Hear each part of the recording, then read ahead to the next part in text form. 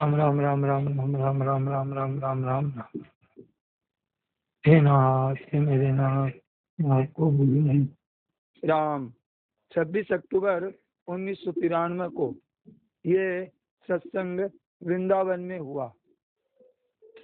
महाराज जी ने कहा कि ज्ञान ऐसा है कि जानना है, ज्ञान ऐसा है कि जानना है, ये ज्ञान है। ये ज्ञान मनुष्य, पशु, पक्षी, ये जो जितने हैं सब में ये होता है ज्ञान। ये जो मनुष्य है, ये पशु है, ये पक्षी है, ये ज्ञान व्यवहारिक है। ये पेड़ है, ये पंडाल है, ये तो ये ज्ञान व्यवहारिक है। और पारमार्थिक ज्ञान में खास बात क्या है?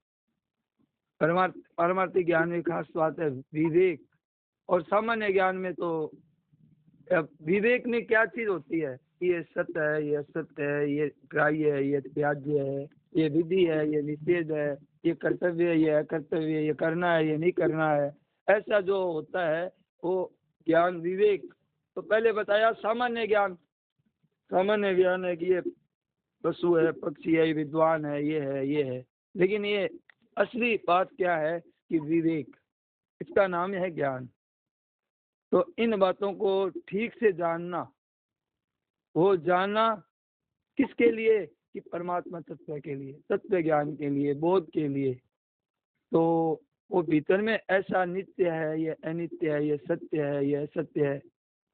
तो ये कैसे होगा कि ये शरीर जब हमारे को सामने दिखता है तब ये साफ अनुभव होता है कि ये बदलता है, ये एक रूप नहीं रहता है। और इसको देखने वाला कोई है, वो एक रूप है। तो ये बदलने वाला तो फिर संसार भी हुआ। सारा संसार बदल रहा है। मकान, घर, गलियां सारी बदलने में जा रही है। सब चीजें बदलती है। तो ये संसार है, ये बदलता है। शरीर बदलता है, संसार बदलता है। तो ये ज्ञान एक हुआ। और अपना जो बदलना पड़ा दिखता नहीं अपने को। कहाँ दिखता है? मैं तो वही हूँ जो बचपन में था। तो वो बदलना पड़ा कहाँ दिखा? और मेरा कोई तो मालिक होगा। जैसे शरीर का कोई मालिक है, कोई पैदा हुआ है माता पिता से, तो उनके तो मालिक है। तो मेरा जो स्वरूप मुझे साफ अनुभव हो रहा है, उसका अनुभव का मतलब प्रकाश में दिख रहा है कि परिवर्तन को देखने वाला कोई अपरिवर्तन तत्व है। तो उस अपरिवर्तन तत्व का भी तो कोई मालिक होगा। तो वो मालिक जिसके साथ है वो भी ऐसा ही है। और हमारे स्वरूप की और परमात्मा की, हमारी और परमात्मा की एकता है, और शरीर और संसार की एकता है। तो अब ये अपने डॉक्टर साहब बताएंगे आगे की बात। ये जो ज्ञान है अपने को, महाराज जी ने एक ज्ञान तो ये बताया कि भाई पशु है, पक्षी है, और ये आदमी है, ये विद्वान है, ये अनपढ़ है। एक तो ये ज्ञान हुआ, ये व्यवहारिक ज्ञान है। और एक ज्ञान ये है कि ये अनित्य है, ये नित्य है, ये मरने वाला है, ये सदा रहने वाला है, ये गलत है, ये सही है, ये नित्य ही जाने वाला है और ये सदा रहने वाला है। ये जो ज्ञान है इसका नाम है साधन ज्ञान। साधन ज्ञान क्यों है? कि इससे हमें ये रास्ता दिखाई देता है। रास्ता दिखाई देता है पर मंजिल नहीं मिलती। जैसे महाराज जी ने कहा कि रात का समय है, वृंदावन में महाराज जी विराजे थे, तो मथुरा का कहा कि यहाँ से मथुरा जाना है तो लाइट कितनी तेज कर लो, यहाँ से मथुरा दिखाई नहीं देगा, पर रास्ता दिखाई देगा। तो ये जितना हमारा ये सत्संग से जो हम सुनते हैं और सुन करके हम विचार करते हैं, ये साधन ज्ञान। तो साधन ज्ञान है, वो रास्ता दिखाता है। तो जितना रास्ता दिखाता है उतना चलो, तो आगे फिर ज्ञान मिलता है, फिर वो हमको रास्ता दिखता है, तो हम मथुरा पहुंच जाते हैं। तो हम लोग क्या करते हैं, हम सब की यही स्थिति है कि सत्संग से बातें सुनते हैं और ये मान लेते हैं कि अब हमको ज्ञान हो गया, तो फिर दूसरों को बताने लगते हैं ऐसा करो तो इससे ये हो जाएगा, ऐसा करो तो इससे ये हो जाएगा। और ये देखो देखो जो ये बचपन गया तो ये गया नहीं, 1 वर्ष में नहीं गया, 10 वर्ष में नहीं गया, 1 वर्ष में नहीं गया। तो ये वास्तव में ऐसे है कि ये प्रति महीने गया, तो प्रति दिन गया, तो प्रति घंटा गया, तो प्रति मिनट गया, प्रति क्षण जा रहा है, प्रति सेकंड जा रहा है। इस तरह हमने इसको सुना और फिर सुना दिया और मन में सोचा कि अब हमको ज्ञान हो। तो ये है साधन ज्ञान। अब इसमें जो चलता है वो पहुंच जाएगा। अब साधन ज्ञान आप कितना ही उसको लाइट को तेज कर दो कार की, वो दिखेगा 10-20 मीटर ही। अब उसी को मान लिया पहुंच गए हम, तो ये गलती है। इसलिए हम लोगों को अब क्या करना है, जितना दिखता है उतना चलना है। पता लग गया कि भाई शरीर और संसार ये प्रतिक्षण बदल रहा है, तो इसका हमने अर्थ जो निकाला, उस अर्थ के अनुसार अब जीवन हमारा बनेगा। अब क्या होगा कि भाई नष्ट होने वाला है, धन है, जमीन है, मकान है, कुटुंब है, योग्यता है, पद है, और ये शरीर है, मन है, बुद्धि है, सब कुछ मर रहा है। जैसे कल बात हुई थी कि जाया नाम जन्म का तो रहना किस विध हो, अपने कहते हैं गीगलो जायो, तो आया है उसको भी जाया कहा। अर्थ क्या हुआ कि सब कुछ खत्म हो रहा है। अब ये हमने जान तो लिया और लोगों को भी कहना शुरू कर दिया, लेकिन अगर हमने इसके अनुसार इस लाइट में हम आगे नहीं चले, इस प्रकाश में हम आगे बढ़ जाएं, क्या अब कोई मर जाए तो हमारा कुछ नहीं गया। क्यों नहीं गया कि ये प्रतिक्षण मरने वाला है और हम इसको जानने वाले हैं। मैं वही हूं और ये सब जा रहा है। तो जैसे अभी कैलाश जी ने बताया कि मैं वही हूं, तो मेरा भी तो कोई मालिक होगा। वो मालिक भी वैसा ही है जैसा मैं हूं, कभी नहीं बदलने वाला, सदा रहने वाला, सर्वव्यापक है। और इससे आगे बढ़े तो उसमें सत चित आनंद रूपी ये जो विशेषताएं हैं, ये सारी विशेषताएं अपने में। तो अपने मालिक की तरफ हमारी दृष्टि चली जाए, तब क्या है कि अब पता है हमें वो मालिक से मिलना है, मालिक के साथ एक होना है। तो अब ज्ञान तो हो गया, प्रकाश तो है, पर आगे चलें तो चलें कैसे कि भाई जो खत्म हो रहा है वो हमारा नहीं हो सकता, क्योंकि जो मर ही रहा है और हम नहीं मर रहे हैं, हम जो कहते हैं बचपन चला गया, जवानी चली गई, साथी चले गए, सामान बदल गया, परिस्थितियां बदल गई। महाराज जी ने जैसे बताया कि गांव के गांव बसते थे और अब वहां जाओ तो वहां ठीकरी मिलती है। ठीकरी क्या है कि वो जो कुछ भी बर्तन थे उनका टुकड़ा कहीं है, और हड्डियां थी, उन हड्डियों का चूरा है, तो छोटे छोटे हड्डियों के कण मिल रहे हैं। अर्थ क्या हुआ कि जो कुछ पहले थे बड़े बड़े राजा महाराज जी बताते थे, ते बड़े बड़े महाराजे जिनके बजे रात दिन बाजे, वो हल्के खाली। तो बात क्या है, इस ज्ञान को हमने सुना तो ये साधन ज्ञान है। लेकिन अब इसके अनुसार क्या हुआ कि जब ये सब काल में जा रहा है और इसको जानने वाले हम वो के वो ही हैं, तो हमें अपने हमारे पिता हैं जो वो भी सदा रहने वाले, तो उनके तरफ हमें चलना है। ये हमारी मंजिल, अब वहां जाना है। तो केवल ज्ञान है, ये अभिमान तो बढ़ा सकता है, तो रास्ता कटेगा नहीं जब तक चलेंगे नहीं। बस ये हो जाएगा। हमने इतने वर्ष सत्संग किया है, कई बार कहता हूँ, यदि कोई आदमी को कोई बात बताते हैं और वो कहता है क्या बताओ है, मैं 25 वर्ष सत्संग करे है, तो वास्तव में इसका अभिमान होना, इसकी लज्जा आनी चाहिए कि 25 वर्ष सत्संग कर लिया और आज तक मुझे परमात्मा की प्राप्ति नहीं हुई, आत्मज्ञान नहीं हुआ। तो हमारा मूल उद्देश्य ये होना चाहिए कि जो कुछ भी हम उस साधन ज्ञान के द्वारा समझ गए, वो हमारे जीवन में जब तक नहीं उतरे तब तक बेचैन होना चाहिए कि ये कैसे, आज कोई मर गया हम रो रहे हैं, तो फिर ममता नहीं छूटी। तो ये कह रहे हैं कि ये तो जाने वाला है, जाने वाला है, इसका क्या मतलब हुआ? जाने वाला है तब ये होना चाहिए कि मैं रहने वाला हूँ, ये जाने वाला है। धन चला गया तो ये तो जाने वाला ही है। ये तो आज कोई नई बात हुई नहीं। कोई परिवार का व्यक्ति मर गया तो रोने बैठ गए, अरे तुमने ये जो ज्ञान, जो साधन ज्ञान था, उसको तुमने काम में कहाँ लिया? ये तो जाने वाला है, हम कह रहे हैं ये सब जाने वाला है, मैं रहने वाला हूँ। तो रहने वाला तो कहीं नहीं गया, वो तो जो कहते ही है, वही हमारी मंजिल है। तो चाहे हम आत्मज्ञान प्राप्त कर लें और चाहे हम हमारे मालिक के साथ में अपना संबंध स्वीकार कर ले। मेरे तो गिरधर गोपाल दूसरों ने कोई, तो ममता गई, दूसरा कोई मेरा है ही नहीं। और जो कुछ भी हमें मिला है वो बिछड़ रहा है, तो इसी जाति का और मिलेगा, तो अब उसकी चाहना क्यों करें? तो साधन ज्ञान में ये पता लगा कि ये जो मिलता है वो बिछड़ ही जाता है, और चाहने से कुछ मिलता ही नहीं, वो तो मिलता है किसी विधान से। ये साधन ज्ञान है।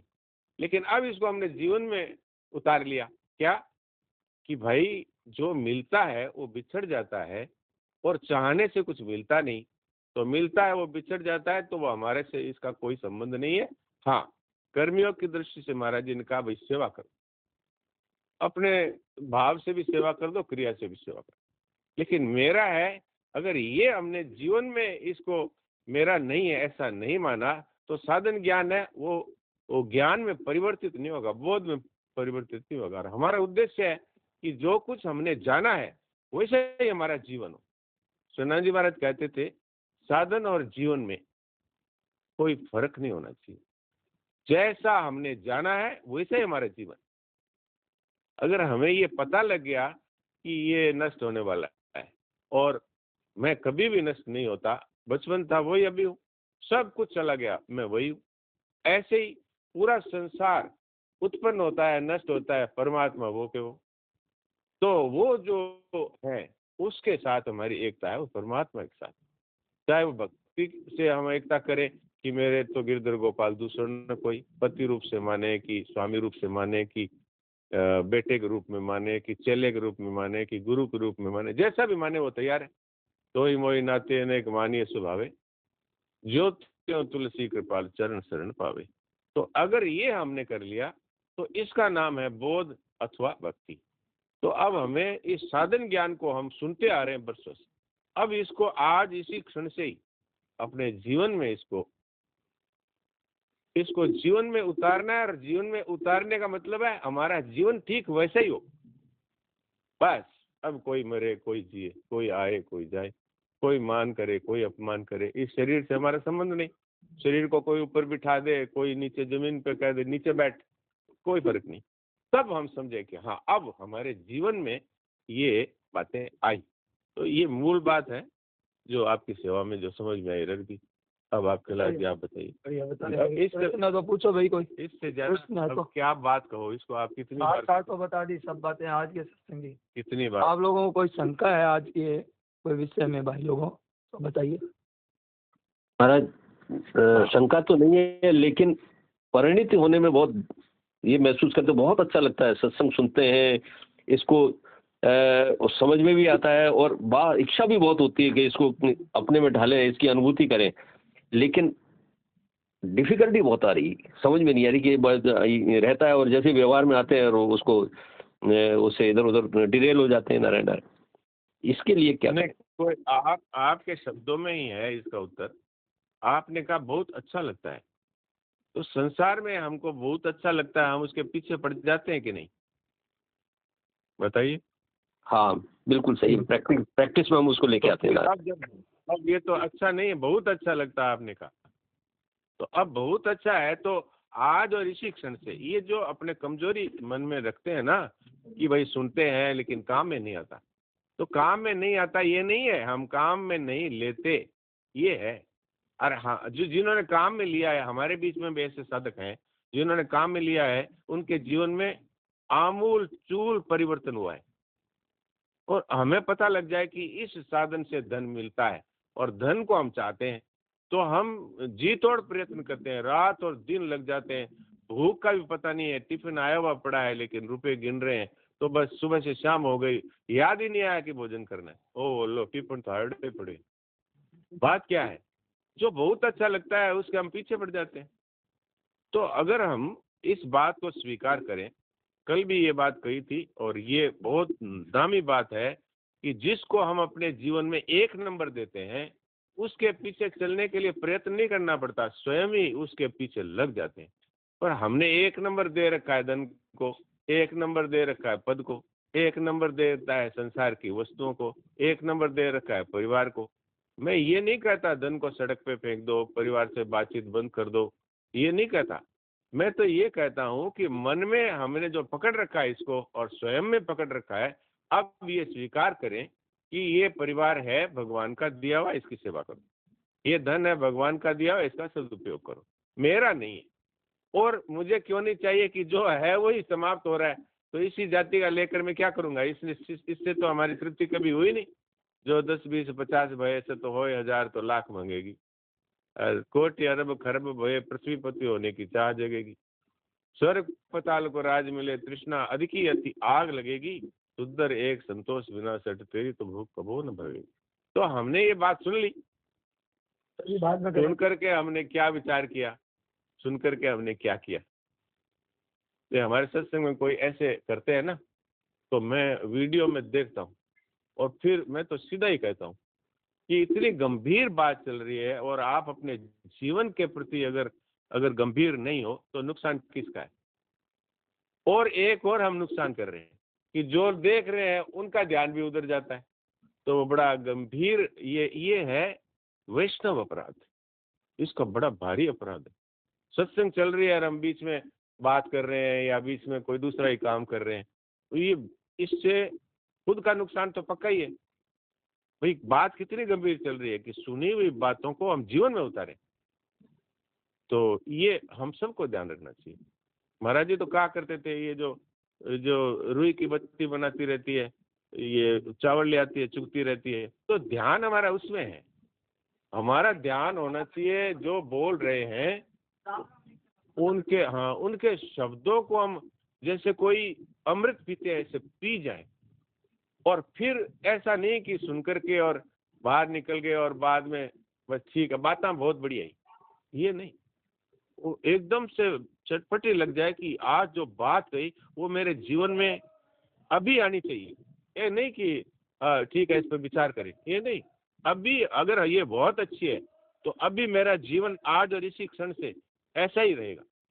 तो भगवान तो तैयार बैठे हैं सहायता के लिए, संत बैठे हैं, भगवान बैठे हैं। हमारा तो इनिशिएटिव चाहिए ना कि भाई मुझे तो यही करना है। आप देखो फिर सब सहायक हो जाएगी। ये जो जिस परिवार को हम लोग मानते हैं कि ये बहुत बड़ा बंधन है, वो परिवार आपकी सहायता करने लग जाएगा। महाराज जी तो यहाँ तक का शत्रु भी सहायता करेगा, और शत्रु करेगा तो शत्रुता, लेकिन होगी आपकी सहायता। तो इतना बड़ा काम है ये।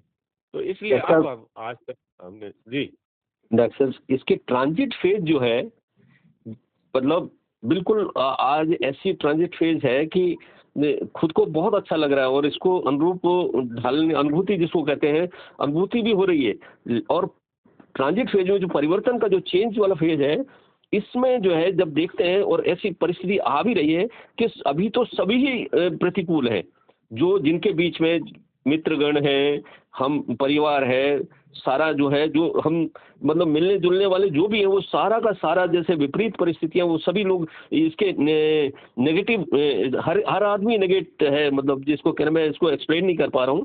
लेकिन ये जो ट्रांजिट में नारायण देखिए, एक बार फिर यही बात कहता हूँ कि अगर हम पक्के रहें तो भगवान हमारे साथ हैं, संत हमारे साथ हैं, और जितने हमारी विपरीत परिस्थितियां हैं ये सब की सब हमें ये बताने के लिए आ रही है कि भाई इस संसार में तुमको कुछ नहीं मिलने वाला।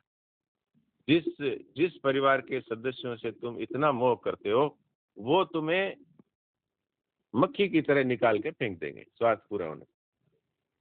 तो इसलिए ये ट्रांजिट फेज है ना, ये एक ऐसा फेज है कि हम असफलता से सफलता की ओर जा रहे हैं। तो ये बीच में एक हमारे लिए ये प्रकाश का पुंज आ गया। तो अब मैं फिर वही उदाहरण देता हूँ, जिसको हम प्राथमिकता देते हैं, चाहे कितने ही लोग विरोध करें, हम सुनते ही नहीं। हमको धन कमाने की प्राथमिकता है तो कितने ही बाधाएं आती है, हम उनकी तरफ देखते नहीं, हम आगे ही बढ़ते रहते हैं। क्यों? कि हमको मंजिल का पता लग गया कि ये धन कमाना बहुत ऊंची चीज है। तो फिर हम उसको छोड़ते नहीं, कितनी बाधाएं आए, और वो बाधाएं सांसारिक कार्यों में भी बाधाओं को हम पार कर जाते हैं। तो ये तो पारमार्थिक मार्ग है, इसमें तो कोई न तो आखिरता है न पड़ता है, ये तो एकदम निष्कंटक रास्ता है।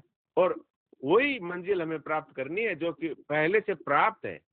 इसमें कोई नया काम नहीं करना है। धन में तो नया करना पड़ता है, ये व्यापार खोलो और इसके लिए इतनी ब्रांचेज चाहिए और इसके लिए इतनी रिसर्च चाहिए और इसमें घाटा हो सकता है। इसमें कोई झंझट ही नहीं है। ये तो हमारे पास पड़ी हुई चीज थी, हम भूल गए थे, अब याद आ गई, ओहो तो बस मिल गई, ऐसी बात है। तो इसमें हमने जो कठिनता मान रखी है ये हमारी भूल है। ये भगवान खुद कहते हैं कि भाई ये जो रास्ता है, इस रास्ते में न तो आप झटका खाते हैं, गिरते हैं, और न कोई आपको इसमें आपका पतन होने के चांस है। यहाँ तक बात कही है कि जिंदगी भर साधन करने वाला है और अंत के समय में भगवान स्वयं उसकी सहायता करते हैं। तो इसलिए इसमें महाराज जी तो कहते हैं कि अभी अभी ये बात को समझ के जीवन में उतारो और अभी अभी परिवर्तन आएगा। तो इतनी ये विशेष बात है। तो इस कमजोरी को छोड़ देना चाहिए कि ये तो हमसे हो नहीं पाएगा और ये बड़ा कठिन है। ये वास्तव में कठिन नहीं है, संसार की प्राप्ति कठिन है, क्योंकि उसको आप पकड़ ही नहीं पाएंगे।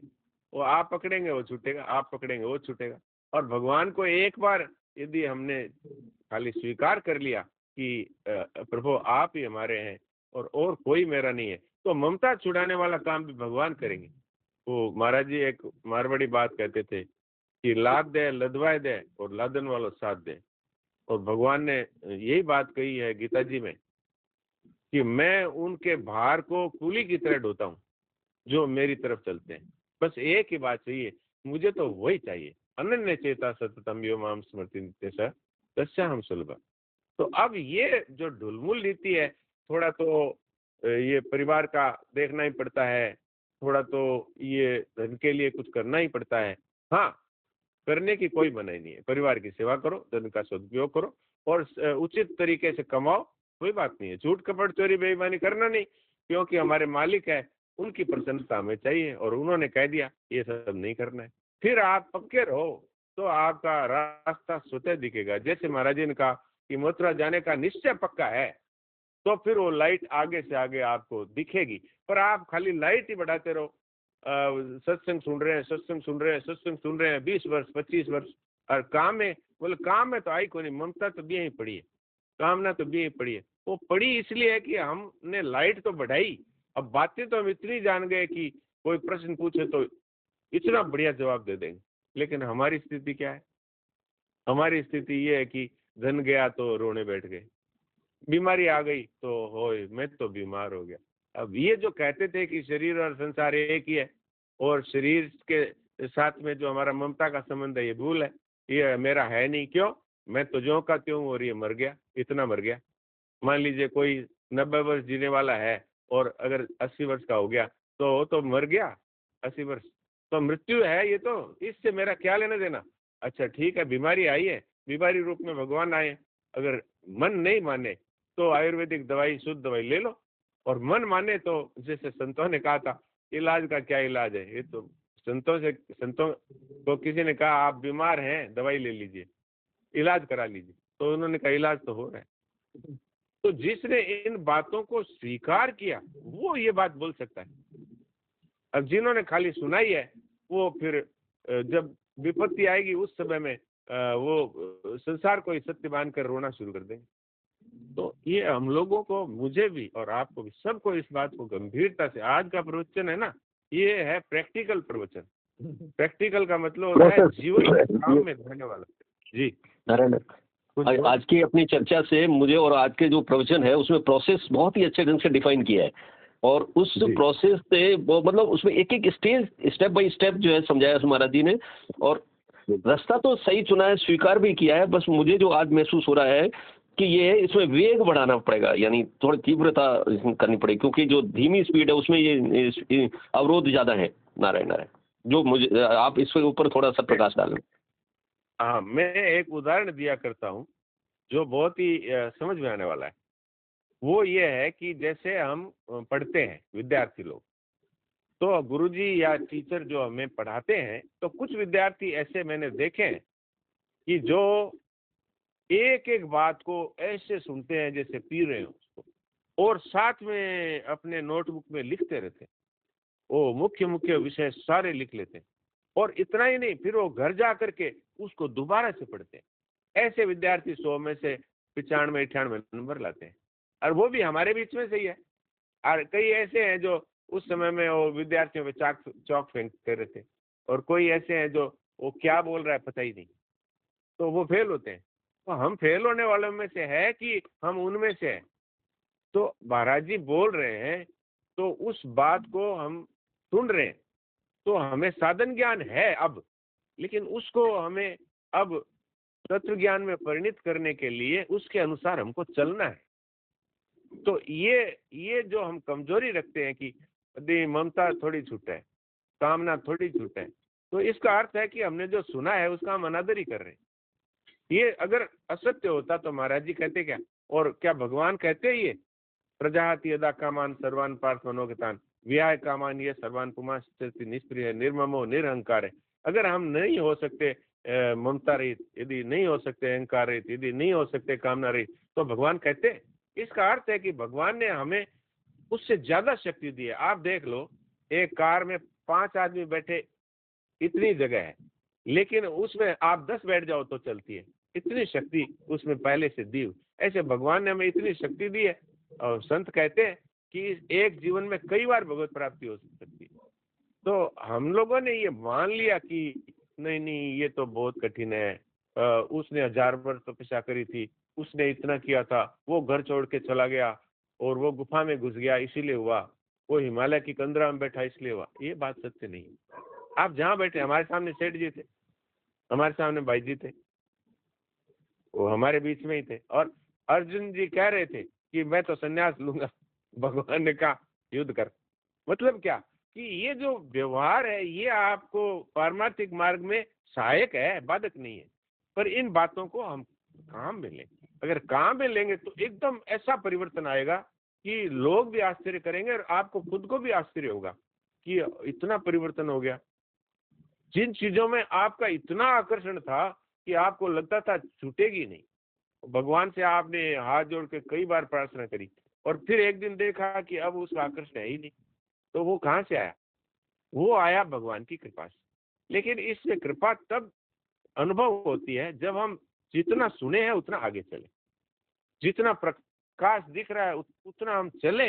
ये नहीं कि बस प्रकाश ही बढ़ाते रहें, हाँ और सुनो, ये पढ़ो वो पढ़ो, इससे सुनो उससे सुनो, ये सत्संग में बैठे उसमें बैठे, तो अंत में क्या, खाली तो हमारी लाइट ही तो बढ़ाई हमने, तो मथुरा थोड़ी दिख जाएगी। तो ये बहुत गंभीर बात है। तो अब कैलाश जी आप बताइए, अभी बहुत कुछ इसमें बाकी है जो नहीं सर, आपने वो मैं पढ़ा। बहुत बढ़िया सार बता दिया। अभी तो भाई बात तो सब आ गई, प्राय खाना पूर्ति करनी। हम लोग पढ़ रहे थे, ये शरीर और संसार तो एक है, और हम और परमात्मा एक है। ये बदलते हैं, चिति जल पावक गगन समीरा, पंच रचित 5 तत्व से है ये शरीर है, 5 भौतिक है ये। तो ये शरीर संसार अलग अलग, शरीर को और संसार को अलग अलग मानना अज्ञान है, और परमात्मा को और अपने को अलग अलग मानना अज्ञान है। तो क्या होता है, ये महाराज जी बता रहे हैं कि ये जो हम विवेक को उपयोग करें, साधन ज्ञान है। ये साधन ज्ञान होगा तो शरीर संसार एक है, ये साधन ज्ञान है। अब एक होने पर क्या होना चाहिए कि प्राय मनुष्यों की ऐसी बात है कि संसार मेरे, अलग अलग मानने से तो ये होता है कि संसार मेरे काम आ जाए, और शरीर के लिए संसार काम आ जाए। पर इसमें अगाड़ी मतलब ये होना चाहिए कि संसार मैं संसार के लिए काम आ जाऊं, मेरा ये शरीर है, ये संसार की सेवा में लग जाए। संसार शरीर क्योंकि एक है, तो सांसारिक जितनी वस्तुएं हैं सेवा में लग जाए मेरे, ये रहनी चाहिए।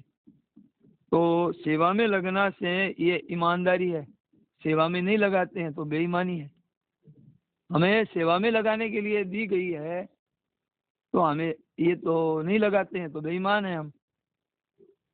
क्यों क्यों? क्योंकि ये तो मिला हुआ है और इसी काम के लिए मिला हुआ है, सेवा करने के लिए। तो ये कैसे मिला है, कहाँ से मिला है, तो इस पर विचार करें तो माँ बाप ने ये शरीर पाला पोसा है हमको, और हमने संसार का ये आकाश अवकाश, ये जो दूसरों की हुई खेती, सड़क, औषधालय, विद्यालय आदि हमने पढ़ाई, गुरुजन है उनसे हमने लिया है। तो प्रत्येक से कि हमने बिना सहायता के तो हम कुछ संसार में मतलब कितना ही बड़ा कोई हो, कितना ही बड़ा धनी हो, बिना किसी सहायता के वो मतलब जी नहीं सकता अपने। तो ऐसे ही हमें जो ज्ञान मिला है तो समाज से मिला है, ज्ञान मिला है गुरुजनों से, इसलिए ये संसार से मिला है तो अपना मानना नहीं चाहिए कि मिली हुई वस्तु होती है ना वो बिछुड़ने वाली होती है, और दी है जिसने तो किस काम के लिए दी है, तो इस पर विचार करना चाहिए। कि तो यहाँ तो सब जाने वाले हैं, तो देखिए जानने वाले से हम संसार के साथ मिलें और इसको आसक्ति करें तो बहुत मुश्किल है, उसको रखना चाहें तो मुश्किल हो जाएगा। तो इससे क्या होगा कि हमारी मन में रह जाएगी किसी चीज़ की इच्छा, तो हम फिर तो इधर ही मिलेगा, ये शरीर ही मिलेगा, हम तो मरेंगे तो नहीं, अविनाशी हैं हम, पर हमारे मन में ये भौतिक चीजें रह गई तो क्या करते हैं, जन्मेंगे मरेंगे। तो कारणम गुण संगो से सद सद योनि जन्मसु, ऊंच नीच योनियों में जाने का कारण क्या है कि आसक्ति कर ली हमने। तो हमारे पास में देखिए हमें संसार की सेवा करनी है, तन से, योग्यता से, मन से, धन से, विद्या से, सबको सुख, संसार को सुख कैसे पहुंचे ऐसा विचार होना। तो ये तो हम संसार के काम आ गए, तो हमें इस ज्ञान से ये बात में हमें सेवा में लगना है। जो जो सेवा करेंगे जो तो स्वार्थ और अभिमान ये हटेंगे, ये पक्की बात है। जो जो हम सेवा करेंगे हमारे स्वार्थ है और अभिमान, अगर ऐसा नहीं करेंगे तो ये बाधा लगेगी। अगर हम पारमार्थिक मार्ग में चलते हैं तो स्वार्थ वाला नहीं चल सकता, एकदम पक्की बात है। स्वार्थ है हमारे अगर जीवन में और अभिमान है तो हम परमात्मा की तरफ चल ही नहीं सकते। तो ये स्वार्थ और अभिमान कब होता है, तो महाराज जी ने कहा कि हम किसी से लेना चाहते हैं ना, कुछ भी लेना चाहते हैं, तब ये दो चीज पैदा होती है। और अगर हम दूसरों को सुख पहुंचाने का, सेवा करने का, तो अब खटकर अगर मेहनत करेंगे तो हमारी अहंता है जो मिटेगी, और वस्तुओं के द्वारा सेवा करेंगे तो हमारी ममता मिटेगी, अहंता ममता मिटेगी। अब चाहे हमें कोई छोटा हो चाहे बड़ा हो, कैसा हो, हमें तो सेवा करनी है, हमें तो ममता का त्याग करना है, हमें सत्य तत्व के लिए, उस परमात्मा तत्व के लिए काम करना है, इस स्वर्ग आदि के लिए नहीं करना है, परमात्मा प्राप्ति की तरफ चलना है। तो ये जो हम भी बताया ये साधन ज्ञान बता रहे हैं महाराज, साधन ज्ञान से साध्य ज्ञान की प्राप्ति हो जाएगी। साधन ज्ञान ऐसे प्रवचन मतलब जल्दी से आदमी पल्ले नहीं पड़ता है। महाराज जी जो बात कहते हैं आज हट करके बात आई, साधन ज्ञान, साध्य ज्ञान, ये साधन ज्ञान क्या है, जल्दी से बैठती नहीं है बात। महाराज जी ने बताया, सब साफ कर दिया है, डॉक्टर साहब ने बता दिया सब बातें। तो ये क्या है, साधन ज्ञान होते होते क्या होता है, फिर क्या है, विवेक बढ़ जाता है। साधन ज्ञान करते हैं हम, साधन ज्ञान करते कि ये नित्य है, अनित्य है, ये मेरा स्वरूप नहीं है, इसके साथ मुझे मिलना नहीं है, अनित्य के साथ मैं अनित्य हूँ। तो ये साधन करते ये विवेक फिर बढ़ जाता है, तो फिर परमात्मा का मैं हूँ, वास्तव में चेतन तत्व है, उसकी हमारी एकता, वास्तविक सच्ची अभी एकता है, अभी है नित्य एकता है। तो शरीर संसार की एकता है। तो ये केवल वचनों से नहीं कहना है कि हमने वचन कर लिया, वचनों से नहीं, ठीक अनुभव करना है कि वास्तव में एकता मेरी शरीर के साथ में कैसे हो सकती है।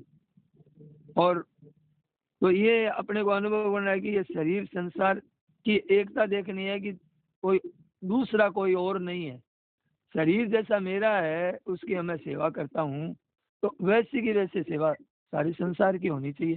सामने आ गया तो ऐसे उस परमात्मा तत्व को प्राप्त करना है तो उसके लिए श्रवण मनन निधि ध्यान को तत्व प्राप्ति के लिए चर्चा करते हैं हम। तो ये भी करना ही है, ये भी साधन ज्ञान है, इसके लिए काम कर रहे हैं। ये साधन ज्ञान है। तो एक कर्म योग, ज्ञान योग, भक्ति योग, इसमें सब सहायक होते हैं हमारे। तो क्या करना है, अपने को स्वार्थ का त्याग करना है। तो किस होता है कि ज्ञान योग में अहंता का त्याग हो जाएगा, मैं का त्याग ज्ञान योग में होता है। और सबको सुख पहुंचाना है, सबको आराम पहुंचाना है, तो ये कर्म योग और भगवान को समर्पित करना है, तो ये हो गया सब साधन ज्ञान है। साधन ज्ञान करते करते फिर क्या है कि तत्व ज्ञान होता है। साधन ज्ञान करते करते तत्व ज्ञान। ये तत्व ज्ञान क्या है ये भी बताया महाराज जी ने कि तत्व ज्ञान तो ज्ञान नहीं करना है, ये अज्ञान मिटाना है। अज्ञान क्या है ये बता रहे हैं कि मेरा स्वरूप क्या है, संसार का स्वरूप क्या है, इस स्वरूप का ठीक ठीक से जानना है, ये साधन ज्ञान है। ये साधन ज्ञान से ऊंचा उठ जाता है, जानकर अपने स्वरूप को जान लेता है और परमात्मा के साथ एकता का अनुभव हो जाता है। फिर क्या होता है, संसार का अभाव हो जाता है। इसमें बहुत बढ़िया बात बताई कि अभाव का अनुभव हो जाए।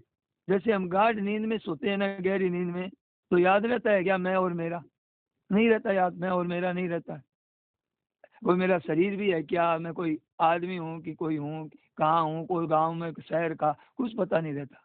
इतना भूल जाते हैं, इतना भूल जाते हैं। जिनके साथ में इतनी मोह ममता कर रखी है उनको भी भूल जाते हैं। तो जैसे कैसा है कि अनुभव होने पर क्या होता है, ये बहुत बढ़िया बात है। जैसे दर्पण में हम देखते हैं तो दर्पण में दिखने वाली चीज सत्य है क्या?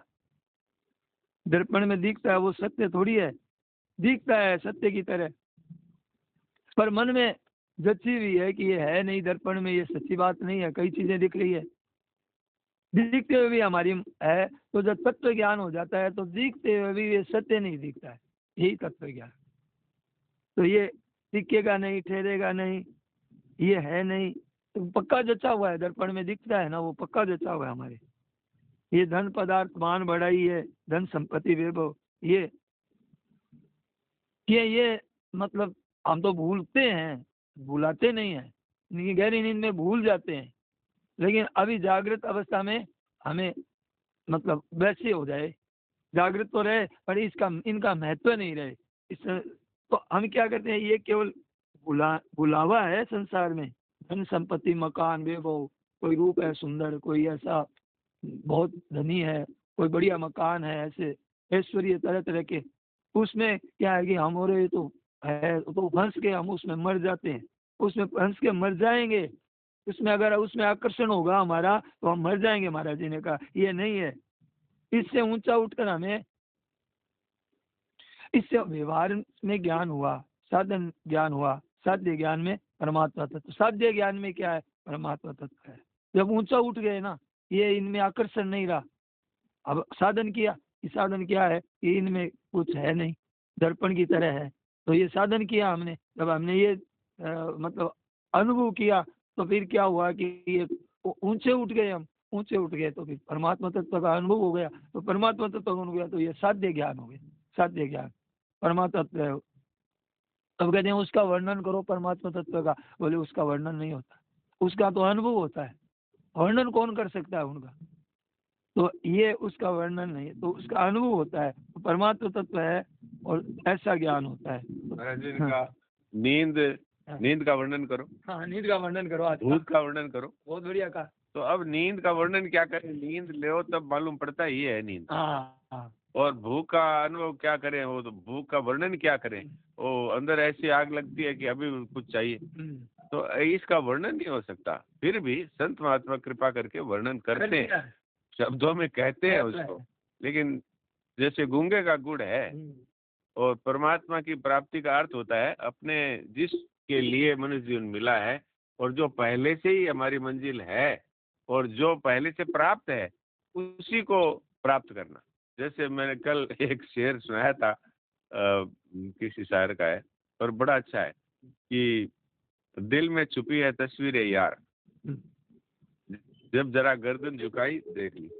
तो भगवान तो हमारे, जहाँ हम अपने आप को मैं करते हैं वहाँ भगवान बैठे हैं, तो उनको प्राप्त करने में क्या कठिनता है। पर कठिनता क्या है कि जो असत्य है उसको सत्य माना और उसके पीछे दौड़ रहे। अब वो हरिण है, वो दौड़ता है कि वहाँ पानी है, वो गर्मी में वो लहरें दिखती है, उसको मृग तृष्णा कहते हैं। तो वो दौड़ता है, दौड़ता दौड़ता वो मर ही जाता है, क्योंकि प्यास तो लगी हुई है, फिर दौड़ता है और गर्मी पड़ी रही है, तो वो मर ही जाता है, लेकिन उसको तो जल नहीं मिलता। ऐसे हम दौड़ते दौड़ते पूरी जिंदगी धन कमाना और वो मान पाना और फैमिली का स्टेटस। मैं अमेरिका महाराज जी ने भेजा था, तो वहाँ में एक कॉलेज में मैंने ये बात कही। मैंने कहा भाई आप में से सब बताओ मनुष्य जीवन का उद्देश्य क्या है। किसी ने नहीं कहा भगवत प्राप्ति। हम लोगों ने तो यहाँ सीख रखा है तो फट से बोल देते हैं, उनको बेचारों को कौन सिखावे।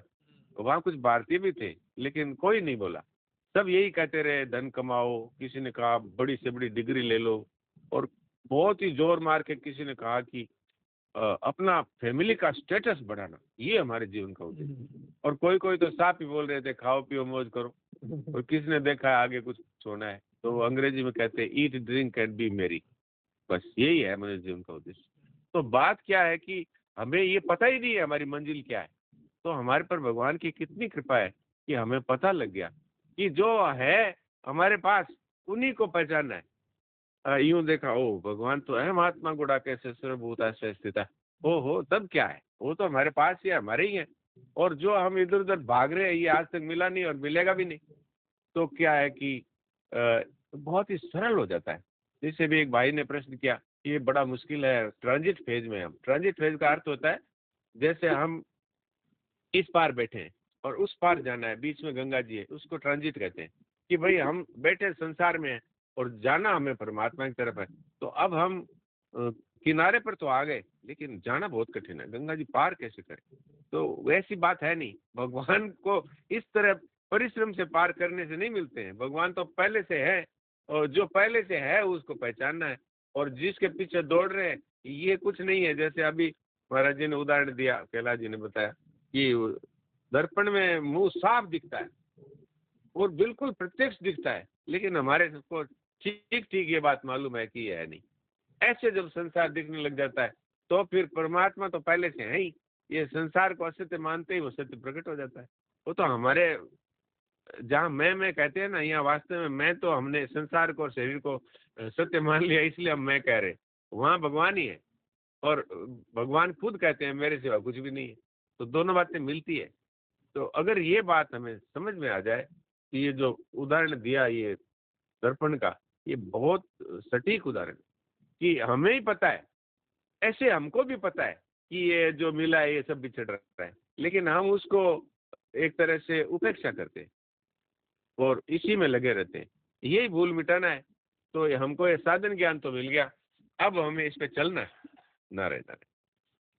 तो ये बात बताई कि वास्तव में क्या है कि एक और चीज नहीं है।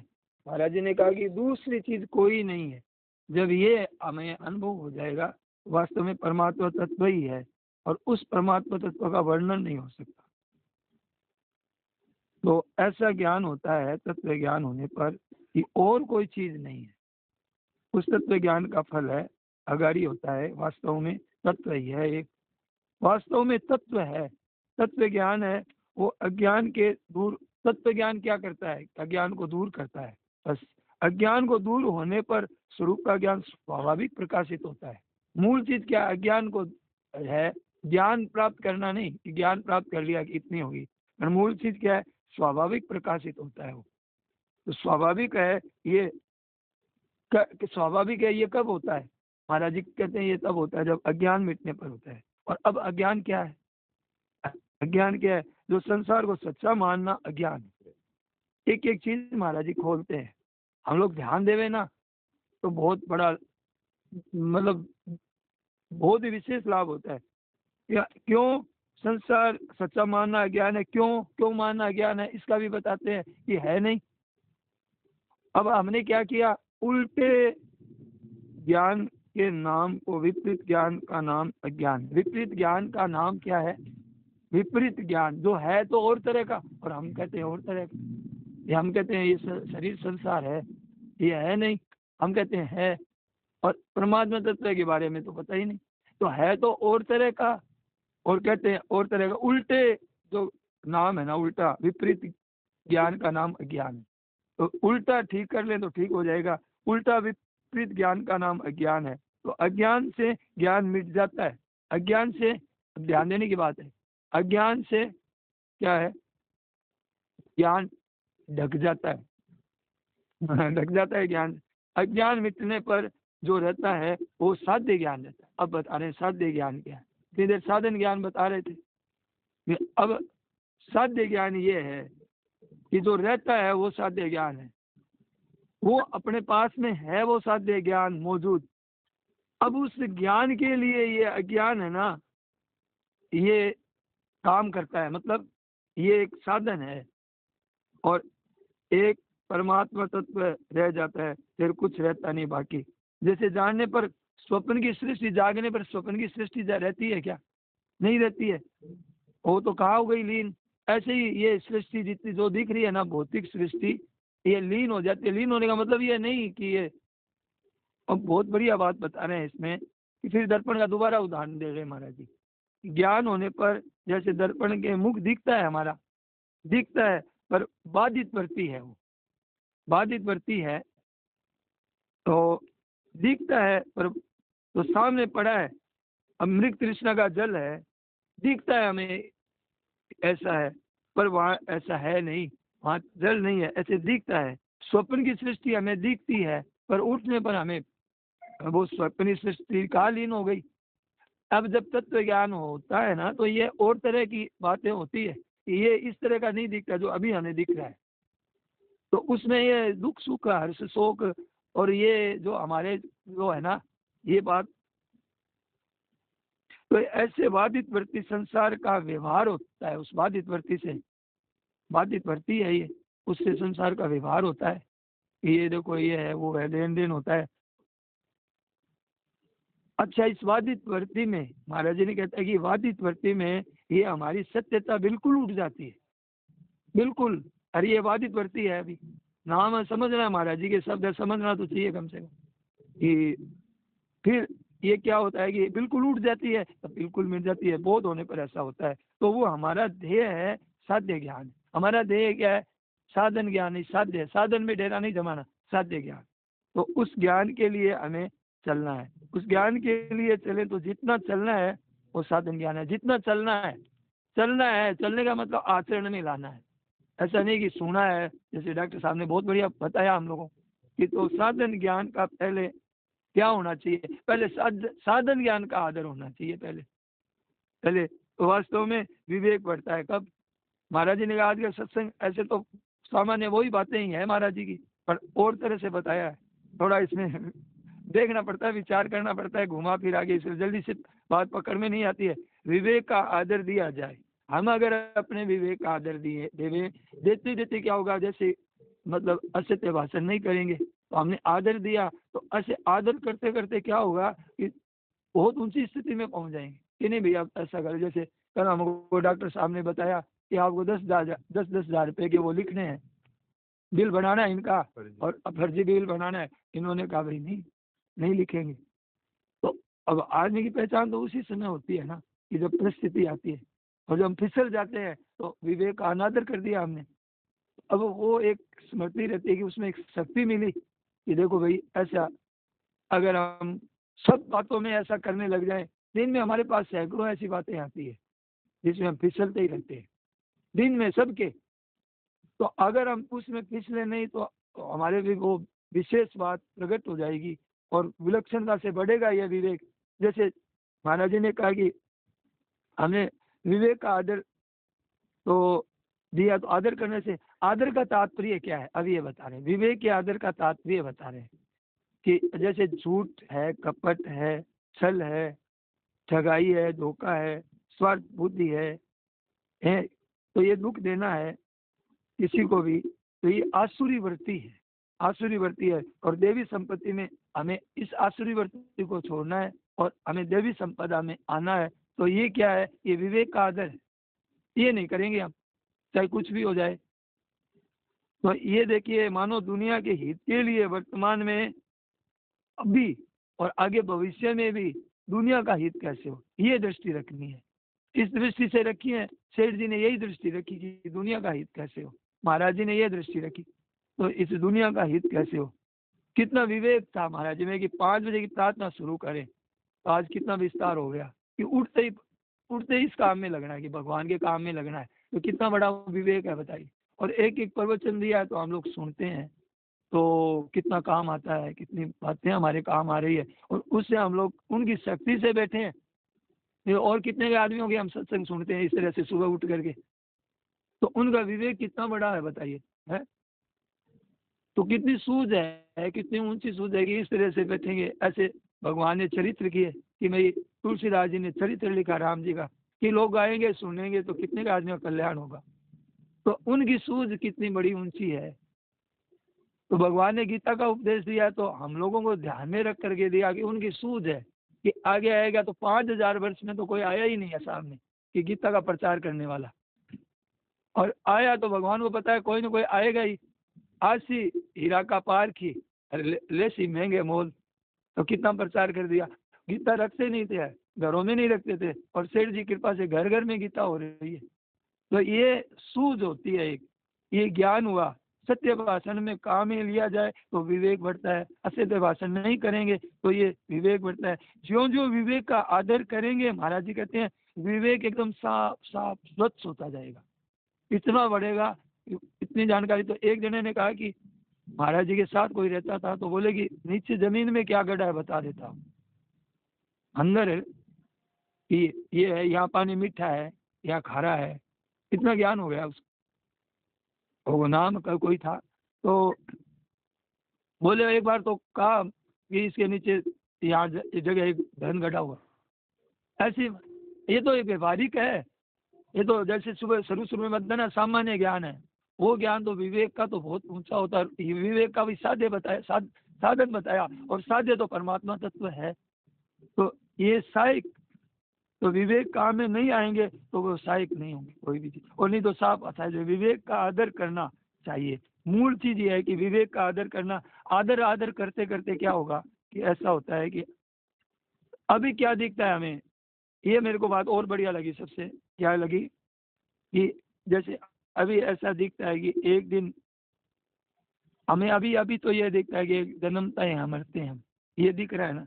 एक दिन जन्मता है और एक दिन मरता है। और ऐसा दिखता है कि एक दिन जन्मता है आदमी, अब जन्मा है तो खुशी मनाते हैं, और एक दिन मर जाता है तो दुखी होते हैं। तो महाराज जी क्या कर रहे हैं कि जब जिसको तत्व ज्ञान हो गया ना उसको प्रति क्षण ऐसा दिखता है। देखो फिर महाराज जी के शब्दों में बीच वाला मालूम कैसे देता है, जो अभी हमें है ना, जन्म के और मरने के बीच की जो चीज कैसे दिखाई देती है तत्व ज्ञानी को, कि कैसे दिखाई देती है। मानो हरदम मर रहा है, हरदम मर रहा है। इसका ज्ञान, मरने का ज्ञान तो बाद में, मरने के ज्ञान में कौन करे, मरने के बाद में मरने का ज्ञान, मरने का ज्ञान जीते जी कर लेना चाहिए। और तत्व ज्ञानी भगवत प्राप्त को ये ज्ञान ऐसा होता है कि देखो देखो 1 मिनट हो गए हैं, देखो आधा मिनट हो गए, घड़ी दिखाते थे ना महाराज जी।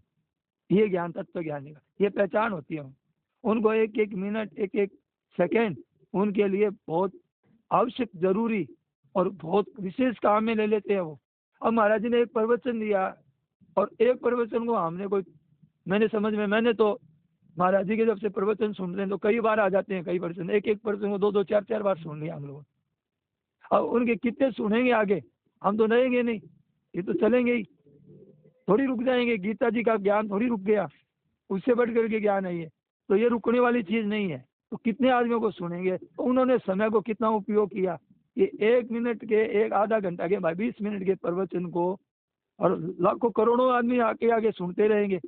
गीता भवन में आने के बाद में गंगा स्नान करोड़ों आदमियों ने किया है, अब ज्यादा ही होगा, कोई करोड़ से भी ज्यादा ही होगा। कितने आदमी आए गए, लाखों आदमी आते हैं जाते, ये गीता भवन का एक आश्रय। तो इसके द्वारा उनकी सूझ देखो कि उनका परिणाम देखो कि कितना बड़ा काम होता है ऐसा।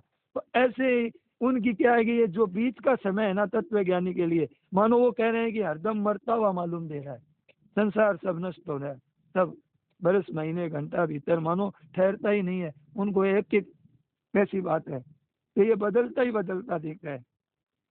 और अज्ञान वालों को, जो अज्ञानी हम लोगों को क्या दिखता है कि ये संसार ठहरा हुआ दिखता है, फिर ठहरा हुआ दिखता है, और राजी होते हैं हम लोग और नाराज भी हो जाते हैं। तो ये किसको है कि तत्व ज्ञानी नहीं है हम।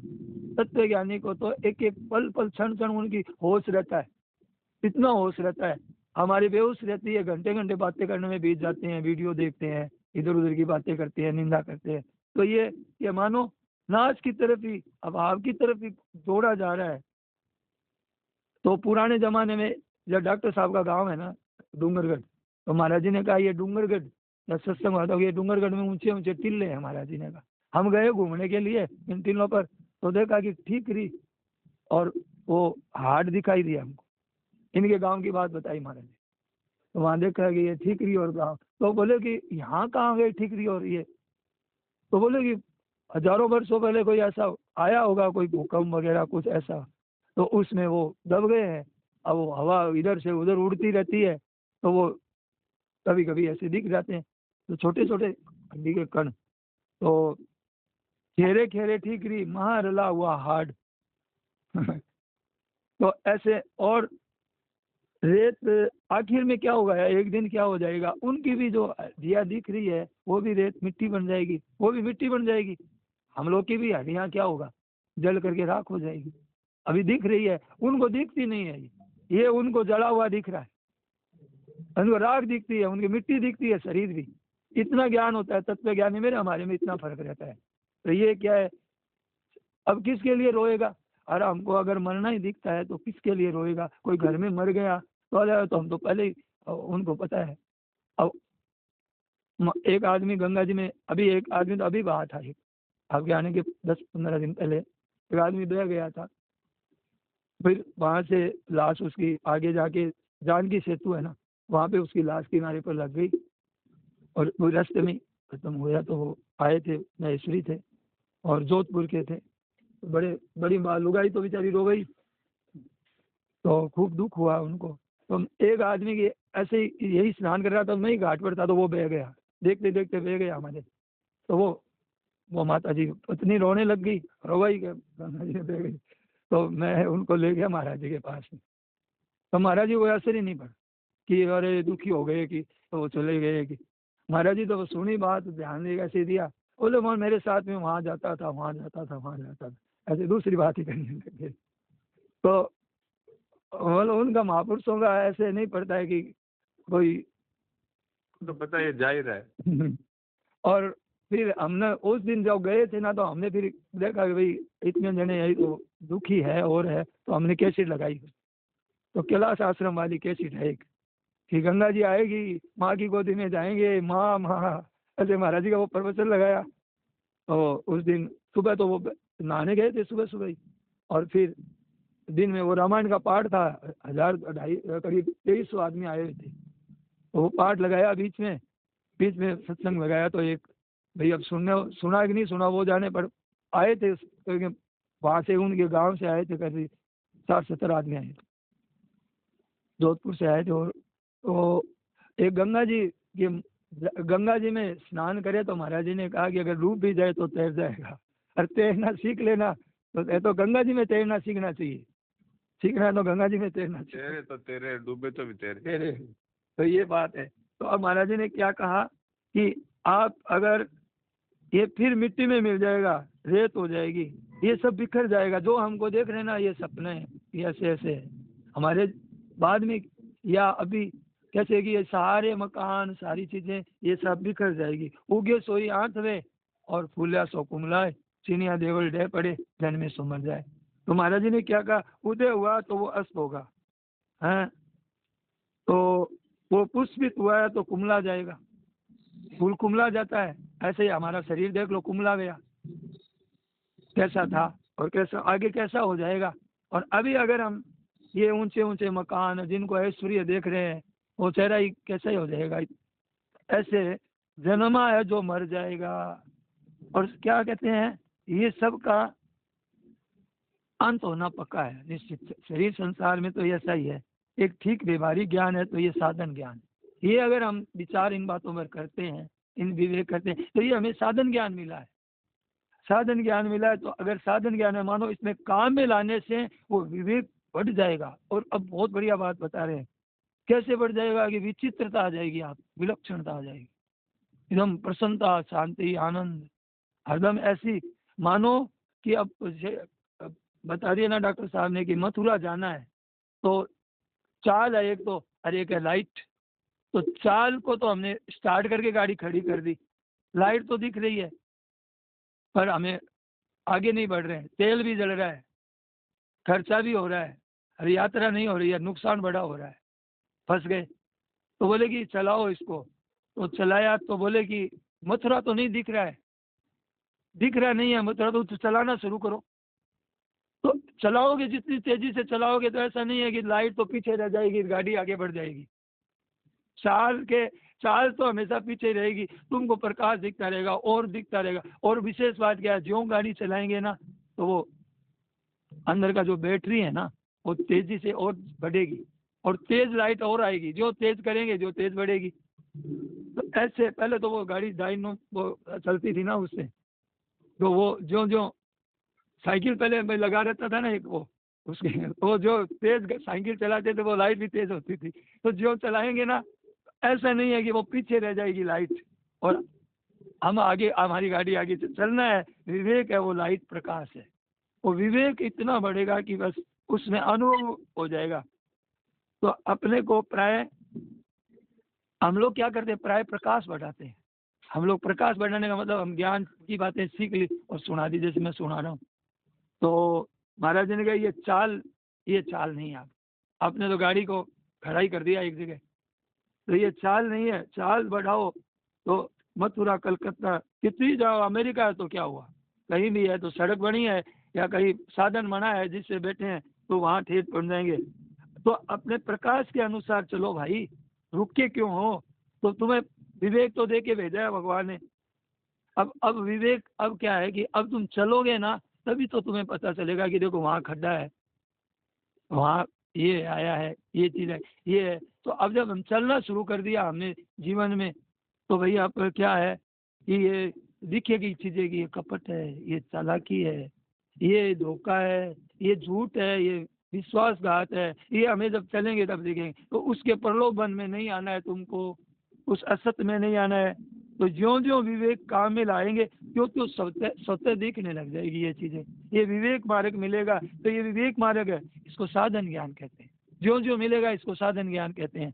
और इसमें साधन ज्ञान से विवेक प्रकाश बहुत बढ़ते बढ़ते क्या होगा, साध्य परमात्मा की प्राप्ति। साध्य तो परमात्मा, साध्य ज्ञान। तो साफ साफ अब देखिए पुस्तक पढ़ते हैं हम, तरह तरह की दिखेगी। अब जैसे आप हमने 10 दिन यहाँ सत्संग किया, 20 दिन सत्संग किया, अब हम जा करके कोई पुस्तक पढ़ेंगे यहाँ से घर पे जाकर, तो हमें और विलक्षणता दिखेगी और घर भी और तरह का दिखेगा। ये ऐसे दिखेगा कि पहले तो एक निराशा जैसा दिखता था, ये सब अब एक दिखेगा कि एक उसमें भी दीवालों में भी असर दिखेगा, हमारा प्रकाश वहाँ भी प्रकट होगा। तो सही है कि डॉक्टर साहब गलत है? हमारे को जहाँ जाएंगे घर मकान परिवार वाले भी, हमारा प्रकाश उन पे पड़ेगा और उनमें विलक्षणता प्रकट होगी। अगर हम वास्तव में और उनका आदर किया है, घर बार छोड़ के गए थे और सत्संग किया, गंगा स्नान किया, तो अगर फिर वैसे आचरण में लाएंगे तो वो वहाँ भी सत्संग होगा, वहाँ भी विलक्षणता प्रकट होगी। तो महाराज जी ने कहा कि सत्संग करने के बाद में आप रामायण पढ़ो, गीता पढ़ो, तो 10-20 दिन आप सत्संग करो। जिस तरह से सत्संग करने के बाद में पहले आप रामायण गीता पढ़े थे और अब आप सत्संग करके पढ़ो, तो फिर है ना महीना 20 दिन सत्संग को फिर गीता रामायण पढ़ो, तो उसमें रामायण में एक और तरह की दिखेगी। अब यहाँ से आते हैं लोग, मैंने देखा है, तो वो कहते हैं कि हम किस वायुमंडल में रहते थे और किस वायुमंडल में आ गए, और जब जाते हैं तो उनकी आंखों में आंसू आते हैं। ये जगह तो छोड़ने की नहीं है, हम कैसे मूर्ख आदमी हैं कि ऐसी जगह छोड़ के जा रहे हैं। तो उनको मन में आएगा ही, अगर सही आदमी है और अपना कल्याण चाहता है थोड़ा भी, तो उसके थोड़े वाले की भी ये बात मन में आएगी कि ये जगह तो छोड़ने जैसी नहीं है, कि और जगह है नहीं ऐसी। कोई कितना ही बता दो, कितना ही वर्णन कर दो, कहाँ कहाँ का वर्णन कर दो, पर ऐसी जगह आपको नहीं मिलेगी। तो कहने का मतलब है फिर जगह की नहीं, अभी अपने को तो पुस्तकें है, साधक संजीवनी है और चर्चा मिल गई अपने को। तो अब देखो ये ऑनलाइन पे कितने आदमी रहते हैं और चलती है दिन भर, इनके कई समय इनकी डॉक्टर साहब की चलती है सत्संग, तो कहने का मतलब है कि और तरह की दिखती है तो ये विवेक होता है, ये विवेक ज्ञान है, साधन ज्ञान है। तो इसमें साफ साफ दिखने लगेगा हमें, जो जो इसका काम में लाएंगे, अपने जीवन में उतारेंगे, त्यों त्यों बढ़ता जाएगा और तत्व ज्ञान में पहुंच जाएगा। मथुरा पहुंच जाएंगे, जाना मथुरा पहुंच जाएंगे, वृंदावन, अब मथुरा पहुंच गए, बस पहुंच गए। ऐसे ही तत्व ज्ञान हो गया तो ये विवेक ज्ञान है, ये साधन ज्ञान है, ये प्रापणीय ज्ञान है। इसको हम प्राप्त कर सकते हैं, इसी के लिए मिला है ये समय, और काम के लिए नहीं मिला है, और काम के लिए नहीं मिला है। स्वामी महाराज जी ने इनको कहा, तू यार कहाँ फंस गया डॉक्टरी में, पीठ के जोर से लगाई तो क्या कहाँ फंस गया। तो कहने का मतलब है कि ये खास अभी विवेक काम में लाने का है, विवेक को आदर देने की, विवेक को अब क्या करते हैं, सत्संग के द्वारा, पुस्तकों के द्वारा। जीवन वैसा नहीं बनने से क्या होता है, विवेक बढ़ेगा नहीं। मतलब खड़ी खड़ी मोटर क्या काम आएगी बताइए, तेल भी जल रहा है और मतलब यात्रा भी नहीं हो रही है, तेल भी जल रहा है और मोटर को तेल। और ऐसे विवेक के द्वारा, भजन द्वारा, सत्संग के द्वारा जो जो हम भजन साधन उनमें रुचि आएगी, मन लगेगा, ध्यान करेंगे, ऐसी बातों की तरफ भी विशेष ध्यान रहेगा। एक नंबर चीज इसको मानेंगे, एक नंबर चीज है ये, सर्वोपरि चीज है ये, मेरे सबसे आवश्यक काम है। तो फिर क्या होगा कि तत्व ज्ञान पर जीवन बनाने से फिर अब ये जो आविष्कार हो रहे हैं ना महाराज जी ने इसके बारे में आज कहा, तो क्या ये आविष्कार होते हैं, ये जड़ चीजों की तरफ ले जा रहे हैं। पहले कोई बीमारी होती थी ना तो वे डॉक्टर दवाई दे देते थे, अब आज ये जांच, थोड़ी सी भी जुकाम भी लगी है तो बोले कई टेस्ट बता देंगे कि तुम्हारे ये हो सकता है, तुम्हारे ये हो सकता है। अब ये काम के हैं, ये कितना समय लगता है, कितना पैसा खर्च लगता है। ये जो विवेक को काम में लिया बम बनाने में, एटम बम बनाने में, कितने आदमी के एक साथ में इतने आदमी, तो ये महान दुरुपयोग है विवेक का। विवेक बिना तो ये बनता भी नहीं। कितना विवेक लगाना पड़ा है बताइए उनको, वहां पहुंचने के लिए, चंद्रमा में पहुंचने के लिए या कहीं भी जाने के लिए कितनी शक्ति लगी और कितनी शक्ति दी है भगवान ने, पर काम में किसने लगा दी। तो देखिए सदुपयोग दुनिया का उद्धार के काम में ले वो ये विवेक। तो अपने आदर देने का मतलब क्या है, आदर देने का मतलब क्या है कि विवेक के अनुसार चले। आदर देने का मतलब क्या है कि विवेक के अनुसार चले। तो अब देखिए उनके अनुसार चलें तो विवेक है वो काम में लेने से ठोस पक्का स्वाभाविक बढ़ता है। मानो कि हम काम में लेने से पक्के ठोस आगे बढ़ेंगे, ठोस काम होगा हमारा, पक्का काम होगा। अब देखिए विवेक तो ऊंट में भी है, वो आक नहीं खाता है, आक का पता नहीं खाता है, और बकरी में भी है, वो ढाक नहीं खाती है। ऊंट ढाक खा लेता है, बकरी ढाक नहीं खाती है, ऊंट आक नहीं खाता है। ये विवेक है। वो तो मर जाऊंगा मैं, इतना ज्ञान तो है। तो विवेक केवल निर्वाह के लिए, जैसे उनको निर्वाह करने के लिए, ऐसे मनुष्य बहुत विशेष विवेक को, विवेक बढ़ावे से शक्ति ज्यों ज्यों बढ़ेगा ज्ञान, तो आपकी क्या होगा, महाराज जी ने क्या क्या शक्ति ज्यों ज्यों तत्व ज्ञान की ओर तेजी से बढ़ोगे आप, जो जो विवेक काम में लोगे, ज्यों ज्यों विवेक को, वास्तव में विवेक क्या है, हमारे गुरु है। व्यक्ति के द्वारा हो सकता है, ये ग्रंथ के द्वारा भी गुरु ज्ञान दे सकते हैं, व्यवहार में भी ये ज्ञान आता है, तो ऐसे विवेक हो जाता है। तो विवेक मिलता है। असली गुरु कौन है, विवेक। हमें किसी की जरूरत नहीं है, हमारा विवेक गुरु है, वो हमें सब बताता रहता है, ये सत्य है, ये असत्य है, झूठ बोलना ठीक नहीं है। और विवेक तो रावण को भी बता रहा है ये गलत कर रहा हूं मैं, कांपता है शरीर उसका। 3 लोक का राजा बना हुआ रावण, और वही डर रहा है, घबरा रहा है। तो ये विवेक कह रहा है कि तू गलत कर रहा है। तो विवेक हमें हमेशा ये बताता रहता है। विवेक कहता है दुराचार को त्यागो, ये साधन विवेक है, त्यागो, ये करो। साधे विवेक, उसमें विवेचन नहीं होता है। वो परमात्मा तो क्या विवेचन करेंगे हम, तो प्राप्ति होती है, उसकी तो प्राप्ति होती है, विवेचन नहीं होता। उसको अनुभव क्या कहते हैं, उसमें अनुभव और प्राप्ति होती है। साध्य में, साध्य ज्ञान में हमें अनुभव और प्राप्ति होती है, और साधन में ये विवेक का सदुपयोग है। साधन ज्ञान में विवेक का सदुपयोग है, उसको साधन ज्ञान कहते हैं। और साधन ज्ञान में क्या है, अनुभव है और प्राप्ति है हमें, ये साध्य ज्ञान है। तो वो ज्ञान है, ज्ञान अज्ञान का विवेचन नहीं। अभी देखिए क्या कहते हैं, ज्ञान अज्ञान का विवेचन नहीं कर सकते हैं। आपको नींद का क्या क्या ज्ञान का भी विवेचन नहीं कर सकते, अज्ञान का भी विवेचन नहीं कर सकते। कहते हैं आपको गहरी नींद का विवेचन करो, क्या कर दोगे आप? ये ऐसे सोते हैं, कर दोगे वैसी का विवेचन? जैसे सुसुप्ति में अवस्था में आप रहते हो उसका विवेचन कर दोगे? कोई नहीं कर सकता। अनुभव कर सकते हैं, यहाँ भैया ऐसा अनुभव होता है। विवेचन क्या कर सकते हैं हम? नींद का विवेचन, भूख का विवेचन करो कि भूख कैसी होती है, प्यास का भी विवेचन करो कि प्यास का वैसे के वैसे बता दोगे जो अंदर में प्यास लगी है उसको वर्णन कर दोगे? महापुरुष हमें वर्णन कर रहे हैं कृपा करके, इतना वर्णन कर रहे हैं कि उनकी कृपा से हम बैठ करके अब थोड़ी बैठ रहे हैं, नहीं तो बैठ ही नहीं सकते यहाँ। तो आज बैठे हैं सुन रहे हैं, तो उनके वो विवेचन ऐसा किया उन्होंने, तब हमारा इतना मन लग रहा है। हमारे जैसों का भी जो कलयुगी जीव है, हम लोगों को जो यहाँ आकर के बैठ करके हम लोगों का भी मन खिंचाव हो रहा है, तो उनके विवेचन की ऐसी शैली है, उनकी कृपा से ऐसा हम लोग जैसे आ गए। नहीं तो यहाँ तो ये साध्य ज्ञान का विवेचन नहीं होता, उसका उपयोगी बातों को विवेचन होता है। तो ये अपने अब ये हमने क्या किया कि गलती, जानकारी तो हम बढ़ाते ही जा रहे हैं, जानकारी बढ़ाते जा रहे हैं। अब जानकारी बिठा करके जैसे व्याख्यान देना शुरू कर दिया, व्याख्यान लोग औरों को समझाते हैं, औरों को ज्ञान बताते हैं और अपने लिए नहीं मानते हैं। अपने लिए कहते हैं हमारी प्राइवेट लाइफ है, हम जो करें, हमारा ज्ञान सुनो, हमारी बातें सुनो, तुम हम क्या करते हैं ये मत देखो, वो ये कहते हैं। तो वो तो बड़ी उनकी तो बड़ी दुर्दशा होने वाली है। जानकारी बढ़ा ली ज्ञान शास्त्रों का औरों को, और अपने काम में नहीं लाते हैं, तो आपकी उन्नति नहीं होती है उनकी। हमारी दशा यही हो रही है। हम सीखते हैं कि महाराज जी की एक बात भी छूट नहीं जाए। मेरे तो यही रहता है, मैं अपनी बात बता रहा हूँ कि महाराज जी की एक बात भी छूट नहीं जाए और महाराज जी की एक बात भी लग नहीं जाए। मेरी अपनी बात बता रहा हूँ आपको। तो ये देखो, पंडित तेरी पोथियाँ, पंडित तेरी पोथियाँ ज्यों तीतर का ज्ञान, ऐसी डायरी हमारे कई भरी हुई है। पंडित तेरी पोथियाँ ज्यों तीतर का ज्ञान, औरों को सुगुण बता रहा है। तीतर तीतर होता है, औरों को सगुण बताता है। तो बलराम जी महाराज थे ना सरदार शहर में, तो उनकी दशा को तो आपको पता ही है कि वहाँ आए वहीं थे, उनको लू लग गई थी। तो मैंने सुना है कि वहाँ एक कोई तितर बोला था, तो महाराज जी ने कहा ये तितर की भाषा महाराज जी जानते थे।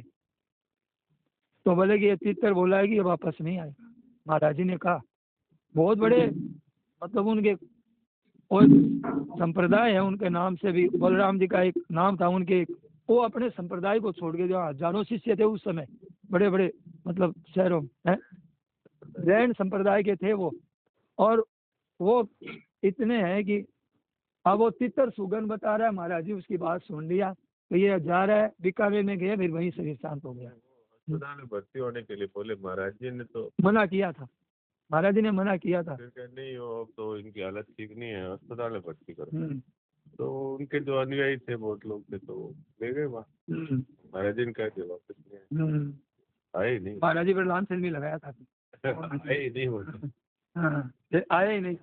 और महाराज जी मिलने भी गए, मिलने गए, बहुत विशेष मामूली नहीं थे वो। ऋषिकेश वो महाराज जी हॉस्पिटल में मिलने गए, बोलो। तो उन्होंने कहा कि महाराज मेरी तो ये दशा, महाराज जी ने कहा भगवान को याद करो। उनको नहीं कहा क्या मेरे को यहाँ से ले चलो? नहीं, अच्छा, वो तो आए थे अपने मन से ही आए थे, मन से आए थे कि भाई अब इलाज हो जाए, मैं जी जाऊँ। तो देखो ऐसे हमारी ये खाली साधन ज्ञान से मनुष्य की ये दशा होती है। एक दूसरे और संत जो यहीं रहते थे, राधा जी के उपासक थे। अच्छा, तो अब बातें तो बहुत सुनी हुई थी, और राधा जी के तत्व ज्ञान की बातें भी सबको कहते थे, मैं उनको जानता हूँ। अच्छा अच्छा। अब उनका शरीर नहीं, तो उनकी मृत्यु का समय आया ना, तो भाई किसी भक्त ने कहा कि भाई इनके सामने राधा जी की तस्वीर रखो, क्योंकि इनके उन्हीं का इष्ट है। तो राजा जी की तस्वीर रखी, तो उन्होंने ऐसे हटा दी, बोले जल्दी मेरे को कोई दवाई दो, मुझे ठीक करो, जल्दी करो। तो ये क्या है, जब तक हम इस साधन ज्ञान को बढ़ाते रहेंगे और इसको जीवन में नहीं लाएंगे, नहीं तो अब ये क्या बात है, किसी को कह दिया तुम्हारे कैंसर है, वो जल्दी मर जाता है चिंता से, तो सांस जल्दी चलने लगती है, श्वास जल्दी खत्म हो जाता है। और संत महात्माओं को पता लग गया कैंसर है, वो कहते हैं शरीर को है क्या है, ठीक ये बात अपने तो मैं तो मरता नहीं कभी भी। तो उनका जितने श्वास है उतने आराम से आते हैं, और आयुर्वेदिक दवा, शुद्ध दवा कुछ है तो ले ली, नहीं तो बस राम राम। सही है। तो जिसको ये जो साध्य ज्ञान को जिसने काम में ले लिया, तो माफ करें, ये साधन ज्ञान को जिसने काम में ले लिया उसको साध्य ज्ञान हो जाता है, तत्व ज्ञान हो जाता है। और भाई सुन लिया और लाइट बढ़ाते रहे कि इतना ज्ञान हो गया, इतना हो गया, अब मैं शास्त्रों की सब बातें कह देता हूँ। वो खुद के काम नहीं आती। काम में लेने का मतलब, अगर हमने कहा ये समाप्त हो रहा है, ये मिट रहा है, तो फिर इसको मेरा मान रहे हैं, तो हमने काम में कहा लिया। अरे जो मिला है और बिछड़ गया, हमको ये साधन ज्ञान है, सुना दिया कि मिल रहा है वो बिछड़ जाएगा, तो बिछड़ जाएगा, उसको कह दिया ये मेरा है, उसी के पीछे दौड़ रहे हैं, तब काम में कहा लिया। खाली कार की लाइट बढ़ाते रहे तो वो मंजिल थोड़ी मिल जाएगी, चलना होगा ना। चलने का अर्थ है जो हमने सुना उसको काम में लेंगे। और इसलिए डर लगता है कि मैं अगर ये नहीं करूंगा तो मेरा ये नुकसान हो जाएगा। तो नुकसान क्या हो जाएगा? वही होगा जो संसार में जो मिला है वही तो जाएगा। तो जाओ, और जाता भी नहीं, रस्ते पर चलने वाला है उसका, वो जाता भी नहीं है, जो करते रहते। पर इन बात पे विश्वास हो गया वो चलेगा, नहीं तो नहीं चलेगा। वो सोचेगा भाई अभी तो मौका है, इसमें धन कमा लो, तो झूठ चकप चोरी बेईमानी जो करना है करो, बस धन मिल जाए। तो इसका मतलब है उसने सुना है लेकिन उसको काम में नहीं ले रहा है। तो लाइट बढ़ गई, बातें खूब सुना दी और मौका लगा तो फिसल गए। ये हमारी स्थिति तब होती है जब हमारे मन में तीव्र लगन नहीं हो कि भाई मुझे तो परमात्मा मिले हुए हैं, फिर मुझे अभी क्यों नहीं मिलते। तो भाई तुम इनमें फंसे हो, इसलिए तो मैं छोड़ता हूँ, ममता छोड़ता हूँ, कामना छोड़ता हूँ। बस ये है वास्तव में चलना। नहीं तो खाली सुन लिया और सुना दिया। तो दो सुनाया करे कि पंडिता ही पाने पड़ी हो पूरब लो पाप, लोगा ने प्रमोदता खाली रह गया। ये थोड़ा सा हो रह गया कि वो बोले कि तीतर बेचारा सुगंधों बचाता है पर खुद पिंजरे में फंस जाता है। ऐसे ही वो पंडिताई की बातें हैं ना, ये तो खुद पिंजरे में फंस जाएगा। अब महाराज जी ने उड़ते उड़ते क्या किया कि अपने काम में नहीं लाएंगे तो भैया ऐसे ही फंसोगे आप भी। अपने काम में लाओ तो बढ़ेगा, और वो लाना शुरू कर दो, महाराज जी ने कहा। और बातें ज्यों ज्यों बताएगा त्यों त्यों बढ़ेगी आपका, और ज्यों ज्यों काम में लाएगा। तो महाराज जी ने कहा तुम्हारा बताना भी है ना, ये मैं बताना चाहता कि तुम्हारा बताना भी और विलक्षण हो जाएगा। एक तो तुम बताओगे, खाली बताने की आदत पड़ी है कि बताएंगे, और जब अनुभव में ला करके तुम बताओगे तुम्हारा और बढ़िया बताना आएगा। बिना गोली की बंदूक है, उसकी आवाज तो बहुत होती है लेकिन वो छेद नहीं करती। और जिसके वो अंदर बुलेट है उसमें आवाज नहीं है, एक खट ही बोलेगा लेकिन अगला खत्म। तो ऐसे उसका असर होता है, जो जीवन में जिस उस बात को लाता है वो कहता है, उसका असर होता है। अब स्वामी जी महाराज की बातों का असर क्यों हो रहा है? इसीलिए हो रहा है क्योंकि वो बारूद वाली बंदूक नहीं है, वो बुलेट वाली बंदूक है। और इसमें एक बात और बताइए डॉक्टर साहब कि जैसे हम बताएंगे तो और स्पष्ट हो जाएगा। तो महाराज जी ने कहा कि अगर मेरा थोड़ा साल 4-5 साल शरीर और रह जाएगा ना तो मैं आपको और स्पष्ट बता दूंगा, अगर रह जाएगा तो और बता दूंगा। कहने का मतलब है कि और बताया। हम लोग ये सत्संग सुना है, समझिए, तो कितनी बातें खुलती है। अभी हमारे को दिखती नहीं है काम आती हुई, काम तो आएगी। महाराज जी ने अभी थोड़े दिनों पहले प्रवचन आया था महाराज जी का, तो उसमें महाराज जी ने कहा कि मैं कोई बात सुनाऊं आपको और आपको ज्ञान ना हो, ये असंभव बात। आपको ज्ञान ना हो ये असंभव बात है। तो हमें महाराज जी का इतना बल मिल गया, अब हमें भी तो चलना तो पड़ेगा। भाई बल तो ठाकुर जी का है, महाराज जी का है, और अब हम चलना तो हमको पड़ेगा ना। चीज हमारे को दे दी, अब उसको पाना तो खुद को पड़ेगा। तो इसलिए अब हमको दो सालों चाहिए कि स्वामी जी महाराज का और भगवान का बल है हमारे पास। तो हम अब आज से केवल सुनेंगे नहीं, उसको जीवन में उतारेंगे तो बहुत जल्दी काम होता है। और इसमें अभ्यास नहीं है, मेरा नहीं है, मेरा नहीं है, मेरा नहीं है, ऐसा अभ्यास नहीं है। इसमें है कि निर्णय हो गया कि जो मिलता है वो बिछड़ता है, वो हमारा नहीं।